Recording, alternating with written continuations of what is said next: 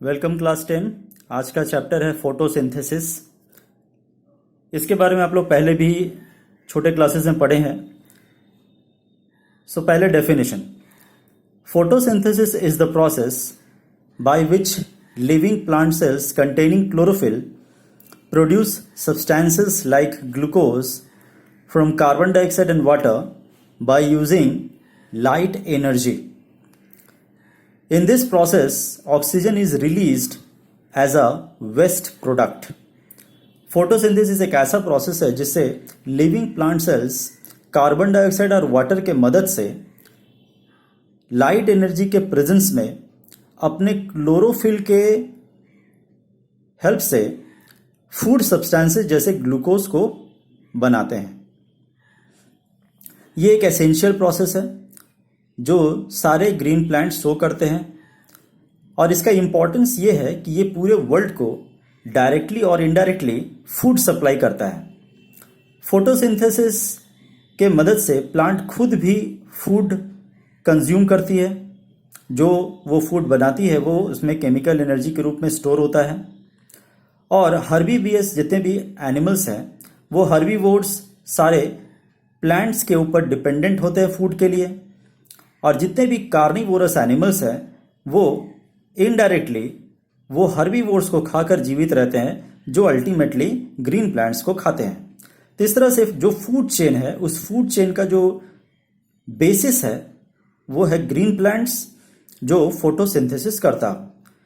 तो इस तरह से डायरेक्टली और indirectly plants and animals both are helpful by photosynthesis. दूसरा जो इंपॉर्टेंस है वो ये है कि पूरे लिविंग वर्ल्ड को ऑक्सीजन प्रोवाइड करती है ग्रीन प्लांट्स। ये ऑक्सीजन जितने भी तरह के लाइफ इस अर्थ पे पाया जाता है उसको सपोर्ट करती है, क्योंकि without oxygen none of the living organism could survive. तो इस तरह से इंपॉर्टेंस में पहला आता है फूड फॉर ऑल और दूसरा होता है oxygen for all life form on the earth. Chlorophyll, जिसके बारे में अभी डेफिनेशन में हम लोगों ने पढ़ा कि क्लोरोफिल एक ग्रीन पिगमेंट है, एक हरे रंग का पिगमेंट है जो प्लांट के क्लोरोप्लास्ट में पाया जाता है, जो एक तरह का ग्रीन प्लास्टिड है। प्लास्टिड्स तीन तरह के हो सकते हैं। ग्रीन कलर्ड हो तो क्लोरोप्लास्ट, अगर वाइट या उसमें रंग ना हो तो वो ल्यूकोप्लास्ट, और अगर ग्रीन और वाइट छोड़कर कोई और कलर का हो जैसे लाल पीला तो उसे हम लोग कहेंगे क्रोमोप्लास्ट। तो प्लास्टिड्स तीन तरह के हैं, लेकिन फोटोसिंथेसिस सिर्फ क्लोरोप्लास्ट ही शो करती है क्योंकि इसमें पाया जाता है ग्रीन कलर का एक पिगमेंट जिसका नाम है क्लोरोफिल। क्लोरोप्लास्ट का स्ट्रक्चर अगर आप देखें तो ये क्लोरोप्लास्ट है। इस क्लोरोप्लास्ट में एक ग्राउंड सब्सटेंस है जहां पर आपके मटेरियल्स जो ऑर्गेनल के अंदर हैं वो फ्लोट करते हैं, और वो ग्राउंड सब्सटेंस को कहा जाता है स्ट्रोमा। स्ट्रोमा उसका ग्राउंड सब्सटेंस है। और उसके अंदर अगर देखें तो थैली के जैसा बोरा होता है, सैक्स होते हैं, उस सैक्स के जैसे स्ट्रक्चर्स उसमें देखने को मिलेंगे। तो एक एक सैक को हम लोग कहेंगे थाइलाकॉइड।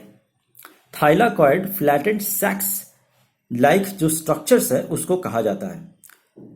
तो क्लोरोप्लास्ट अपने आप में एक डबल लेयर बॉडी है, दो लेयर इसमें पाए जाते हैं। अंदर में ग्राउंड सब्सटेंस है stroma. Flattened sac like structures are found inside the chloroplast, they are known as thylakoids. Thylakoids को अगर एक के ऊपर एक अरेंज किया जाए, जैसे अगर बोरे के ऊपर बोरा और उसके ऊपर बोरा, इस तरह से एक अगर लेयर बनाया जाए तो वो लेयर को सिंगुलर वर्ड में हम लोग कहेंगे ग्रैनम और प्लूरल वर्ड में कहेंगे ग्रैना। तो ग्रैना और granum actually pile of thylakoids है। पाइल ऑफ थाइलाकॉइड्स यानी थाइलाकॉइड्स का एक बड़ा सा लेयर जिसमें वो अरेंज्ड है, और एक एक को थाइलाकॉइड्स कहेंगे। ग्रैनम एक दूसरे के साथ, ग्रैनम माने ये पूरा का पूरा पाइल जो है वो एक दूसरे के साथ एक ट्यूब्यूलर स्ट्रक्चर के साथ वो कनेक्टेड है। इस स्ट्रक्चर को इंटरकनेक्टिंग बार्स या फ्रेट कहा जाता है। इंटरकनेक्टिंग बार्स या फ्रेट जो है वो दो ग्रैनम्स को जोड़ती है।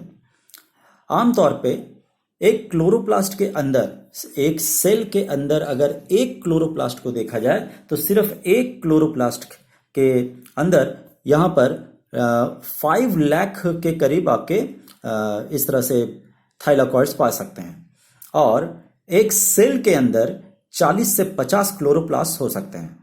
तो बहुत अधिक मात्रा होती है क्लोरोफिल्स की। क्लोरोफिल इन थाइलाकॉइड्स के बॉडी के सरफेस के ऊपर पाए जाते हैं।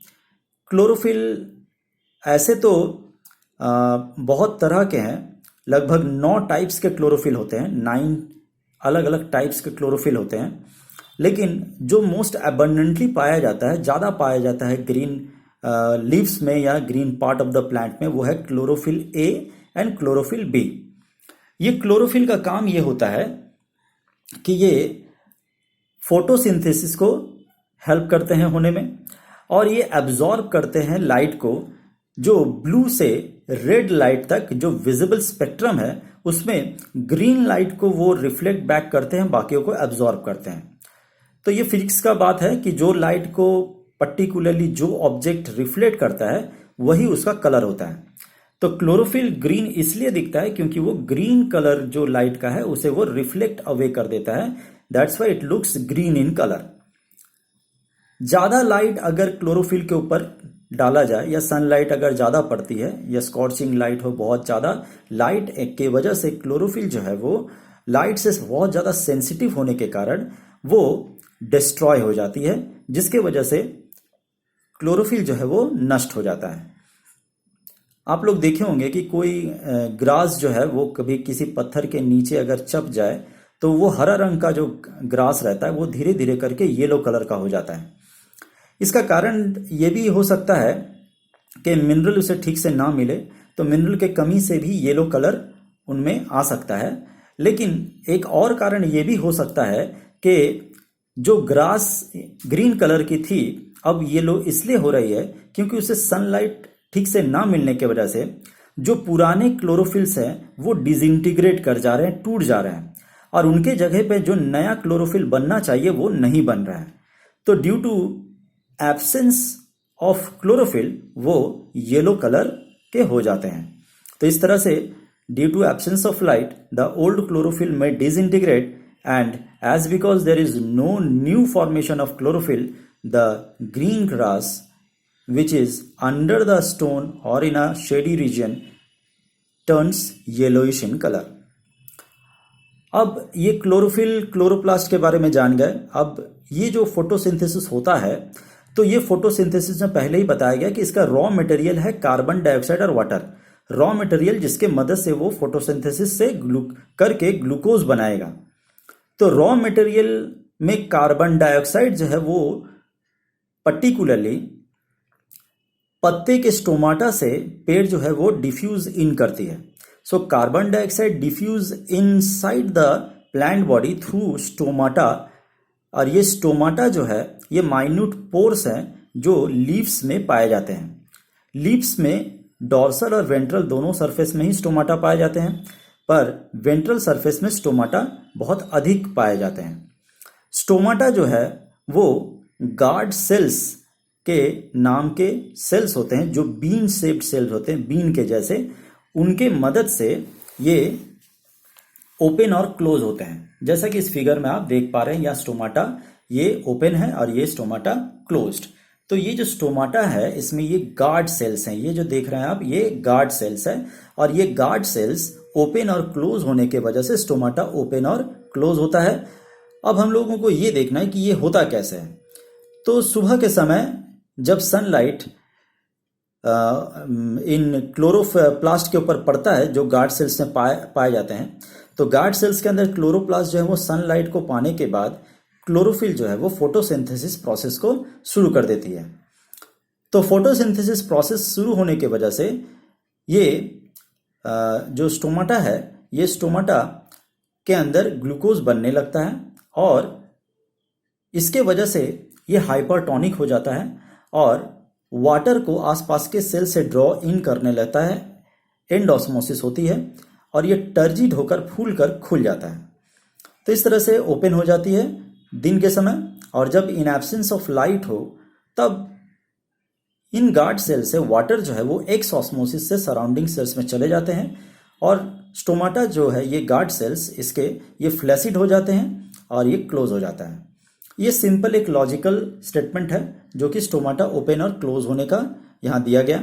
इसके ऊपर दो थ्योरीज हैं, लेकिन इस थ्योरीज को पढ़ने के पहले एक लाइन है जो बोर्ड में भी क्वेश्चन एक बार पूछा था कि transpiration is the price which the plant page for photosynthesis, explain the statement. यानी ट्रांसपीरेशन वह दाम है जो प्लांट को अदा करना पड़ता है फोटोसिंथेसिस के कारण। तो फोटोसिंथेसिस करना ही पड़ेगा क्योंकि वो हरा है, ग्रीन है, क्योंकि क्लोरोप्लास्ट इसमें पाया जाता है। तो फोटोसिंथेसिस का करने का मकसद ही है कि उसे फूड बनाना है for itself and for other organisms. तो ये जो पर्टिकुलर प्रोसेस है, इस प्रोसेस के वजह से स्टोमाटा ओपन और क्लोज जब होते हैं तो इन स्टोमाटा के गार्ड सेल्स के ओपन और क्लोज होने के वजह से पेड़ जो है वो एक्सचेंज ऑफ गैसेस भी करता है और साथ साथ में जो एक्सेस वाटर है उसे प्लांट अपने शरीर से निकालकर बाहर ट्रांसपायर करता है। यानी excess water is transpired out of the plant body through this guard cells of the stomata. तो गार्ड सेल्स जो है वो इसलिए खुले या इसलिए बंद हुए जैसे कि फोटोसिंथेसिस को वो कर सके या रोक सके, लेकिन इसके वजह से इनके ओपन होने और क्लोज होने से ट्रांसपीरेशन जो है वो अफेक्टेड होती है। ओपन होने से ट्रांसपीरेशन शुरू हो जाता है, बंद होने से ट्रांसपीरेशन रुक जाता है। तो पर्टिकुलरली फोटोसिंथेसिस जब जब होगा तब तब गार्ड सेल्स ओपन होगा और तब तब ट्रांसपीरेशन भी होता है। तो इसलिए कहा गया है कि ट्रांसपीरेशन वो प्राइस है जो प्लांट पे करती है फोटोसिंथेसिस के लिए। सो photosynthesis is a very important process which the plant carries out during which the stomata the opens and closes in the presence or absence of light to prepare food, and in the same time due to the opening or closing of stomata transpiration is also controlled. So you can say that transpiration is the price which the plant pays for photosynthesis. अब opening and closing of stomata के ऊपर दो theories हैं। एक है आपका sugar concentration theory और एक थ्योरी आपका आ जाता है आपका पोटाशियम आयन कंसंट्रेशन थ्योरी। सबसे पहले शुगर कंसंट्रेशन थ्योरी, ये एक ओल्ड थ्योरी है। रिसेंट थ्योरी आपका पोटाशियम आयन कंसंट्रेशन थ्योरी है।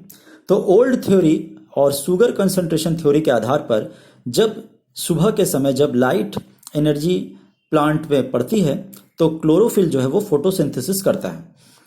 फोटोसिंथेसिस के वजह से जो शुगर मॉलिक्यूल्स बनते हैं उस शुगर मॉलिक्यूल्स के वजह से इन गार्ड सेल्स के अंदर ऑस्मोटिक प्रेशर जो है वो बढ़ जाता है। ऑस्मोटिक प्रेशर बढ़ने के वजह से आसपास में जितने भी एडजॉइनिंग सेल्स हैं जो गार्ड सेल्स के पास पाए जाते हैं वहां से वाटर ड्रॉ इन करके एंड ऑस्मोसिस करता है और इस तरह से गार्ड सेल्स जो है वो टर्जिड हो जाते हैं, फूल जाते हैं और टर्जिड हो जाने के वजह से वो वाइड ओपन हो जाते हैं और इस तरह से स्टोमाटा ओपन हो जाता है और diffusion of gases in and out शुरू हो जाता है for photosynthesis and also transpiration. तो opening and closing of stomata old theory के अनुसार यह है कि ऑस्मोटिक प्रेशर बढ़ना ग्लूकोज बनने की वजह से और ऑस्मोटिक प्रेशर बढ़ने की वजह से एंड ऑस्मोसिस होना और एंड ऑस्मोसिस होने की वजह से गार्ड सेल्स का टर्जिड होकर खुल जाना। यह है ओपनिंग ऑफ द स्टोमाटा। ठीक इसी के विपरीत होता है जब लाइट एनर्जी ना हो तो गार्ड सेल्स से वाटर जो है वो एक्सऑस्मोसिस करके निकल जाती है एडजॉइनिंग सेल्स में, उसका ऑस्मोटिक प्रेशर कम हो जाता है और इस तरह से वो गार्ड सेल्स फ्लैसिड हो जाते हैं और क्लोज हो जाते हैं, जिसके वजह से फोटोसिंथेसिस जो है वो बंद हो जाता है, ट्रांसपीरेशन रुक जाती है। ये तो हो गया आपका ओल्ड शुगर कंसंट्रेशन थ्योरी। अब अगर इसे हम लोग न्यू थ्योरी के अनुसार देखें तो पोटाशियम आयन कंसंट्रेशन थ्योरी कहती है कि डे टाइम में जब लाइट एनर्जी जो है वो क्लोरोप्लास्ट पे गिरती है तो क्लोरोप्लास्ट में गार्ड सेल्स के अंदर क्लोरोफिल होने की वजह से वो फोटोसिंथेसिस करता है और फोटोसिंथेसिस के वजह से एटीपी एनर्जी फॉर्मेशन होती है, यानी एडेनोसिन ट्राइफॉस्फेट एनर्जी जो है वो प्रोड्यूस होती है। और ये एटीपी एनर्जी क्या करती है कि आसपास के एडजेसेंट सेल से पोटाशियम आयंस को पंप करके गार्ड सेल्स के अंदर डाल देती है। यानी due to the formation of ATP energy, this ATP energy actively pumps the potassium ions of the adjacent cells into the guard cells. अब इसके वजह से क्या हुआ, इसके वजह से गार्ड सेल्स के पोटाशियम आयन कंसंट्रेशन जो है वो इंक्रीज कर जाता है, और पोटाशियम आयन कंसंट्रेशन बढ़ जाने की वजह से वो हाइपरटोनिक हो जाता है, और हाइपरटोनिक हो जाने की वजह से आसपास के एडजेसेंट सेल से वाटर ड्रॉ इन करते हैं, एंड ऑस्मोसिस होता है, और एंड ऑस्मोसिस से जो गार्ड सेल्स है वो टर्जिड हो जाते हैं और वाइड ओपन होकर खुल जाते हैं। ठीक इसी का रिवर्स प्रोसेस होता है नाइट में या इन एब्सेंस ऑफ लाइट, जहां पर पोटाशियम आयन जो है वो क्या होता है, वो एडजेसेंट सेल्स में वापस ड्रॉ बैक करते हैं। यानी सेल जो है वो फोटोसिंथेसिस नहीं करता, और नहीं करने के वजह से उसमें एटीपी एनर्जी फॉर्मेशन नहीं होता। आपका जो कंसंट्रेशन है पोटाशियम आयन का वो क्लोरोप्लास्ट के अंदर कम हो जाती है, वो हाइपोटोनिक हो जाता है, और पानी जो है वो एडजेसेंट सेल में वापस एक्सऑस्मोसिस से निकल जाता है, सेल फ्लैसिड हो जाती है और स्टोमाटा बंद हो जाता है। इस तरह से पोटाशियम आयन कंसंट्रेशन थ्योरी में याद रखना है कि during day time the plants take in light energy, do the photosynthesis. Due to this ATP energy is formed. This ATP energy actively pumps the potassium ion into the guard cells from the adjacent cells. Due to increase in potassium ion concentration, the cell becomes hypertonic, and due to hypertonic concentration, the water in the nearby cells of the guard cells starts to draw inside into the guard cells and make it turgid. Due to its turgidity, the guard cells open, and this way the stomata is opened for photosynthesis and transpiration, and in the night the reverse process occurs. तो यहां तक हम लोग आज first video में पढ़े, आप लोग इसे रिवाइज करना, बाकी का चैप्टर हम लोग सेकंड वीडियो में कंप्लीट करेंगे। Thank you.